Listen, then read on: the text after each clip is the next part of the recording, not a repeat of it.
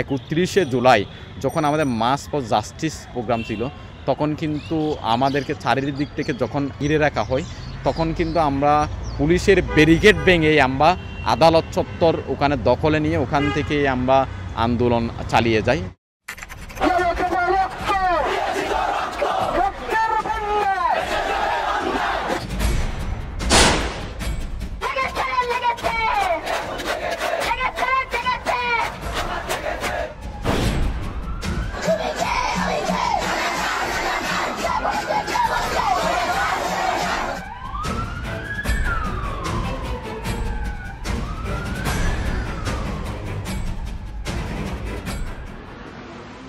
যখন রাজপথে স্লোগান উঠে থেমে যায় সময়, আগুন ঝরা পায়ে হাঁটে এক প্রজন্ম, কাঁপে ক্ষমতা, কেঁপে ওঠে সরকারের মসনদ। 1 বছর আগের সেই দিন, সেই সাহসী কণ্ঠ, সেই আন্দোলন সংগ্রাম নিয়ে একান্ত টিভির বিশেষ আয়োজন জুলাইয়ের দিনগুলি। আমরা চট্টগ্রামে যখন আমাদের এই প্রোগ্রামগুলো তখন বাস্তবায়ন করি, প্রত্যেকটা দিন ছিল আমাদের অনিশ্চয়তার মধ্যে, আমাদের জীবন ঝুঁকি ছিল। আমি যদি আমার নিজের কথা বলতে যাই, আমি 11ই জুলাই তখন আহত হয়েছিলাম। আমরা যখন আহত হই, আমরা যখন হামলা শিকার হই, তখন কিন্তু আমরা আরও বেশি প্রেরণা নিয়ে এখানে কিন্তু লড়াই সংগ্রাম করে, আপনারা দেখেছেন আমাদের উপর যখন হামলা করা হয় টাইগার পাসে এখানে চট্টগ্রামে, এর পরবর্তী কিন্তু আমরা আরও বেশি প্রেরণা নিয়ে কিন্তু আমরা এই আওয়ামী লীগ, ছাত্রলীগ, যুবলীগের এরাও কিন্তু আমাদের ওই দিন হামলা করে। তখন আমরা 2 নম্বর গেট এখানে ওই জায়গাটা আমরা ব্লক করেই কিন্তু ওটা আমরা দখলে নিয়ে ওখানে দুর্বারভাবে আন্দোলন গড়ে তুলি। পাশাপাশি আমাদের চূড়ান্ত পর্যায়ে যখন দেখবেন যে আমরা 15 জুলাই কিন্তু আমরা প্রথমেই পুরা বাংলাদেশের মধ্যেই প্রথম কিন্তু ছাত্রলীগকে আমরা দাওয়া করি।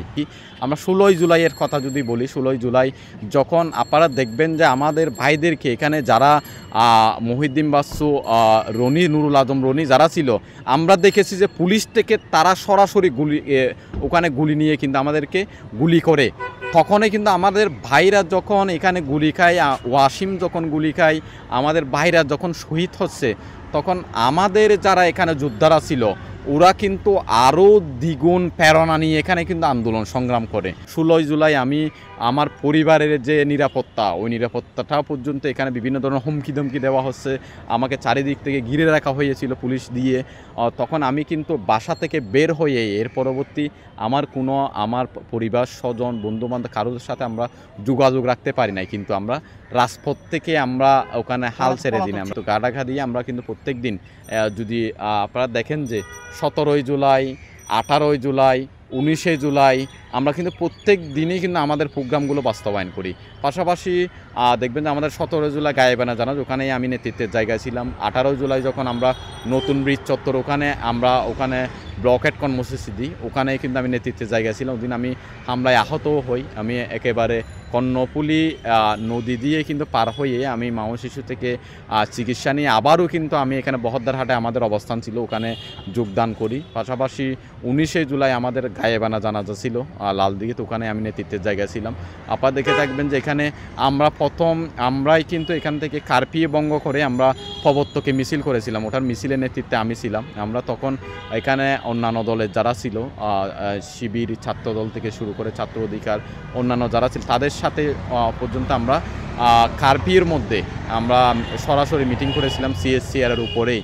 ওখানে করেই কিন্তু আমরা 22শে জুলাই, 21শে জুলাই মিটিং করে 22শে জুলাই এখানে কারফিউ ভাঙি, ওটা প্রবর্তকের ওখানে আমি ওখানে মিছিলের নেতৃত্বে ছিলাম।